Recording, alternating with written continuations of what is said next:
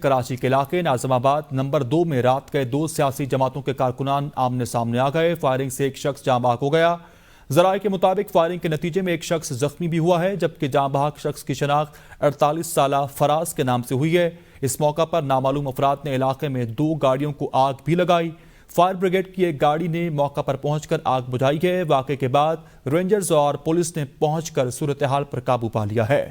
خبر یہ موصول ہو رہی ہے کراچی سے، جہاں پر رات گئے ناظم آباد نمبر 2 کے علاقے میں 2 سیاسی جماعتوں کے کارکنان کے درمیان تصادم ہوا ہے، اور اس نتیجے میں اب تک کی تفصیلات کے مطابق ایک شخص شدید زخمی ہوا، جبکہ اس کے ساتھ ساتھ ایک شخص فائرنگ کے نتیجے میں ہلاک بھی ہو چکا ہے۔ جاں بحق شخص کی شناخت 48 سالہ فراز کے نام سے ہوئی۔ اس موقع پر نامعلوم افراد نے علاقے میں 2 گاڑیوں کو آگ بھی لگائی۔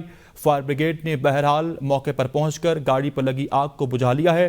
واقعے کے بعد رینجرز اور پولیس نے پہنچ کر صورتحال پر بھی قابو پا لیا ہے۔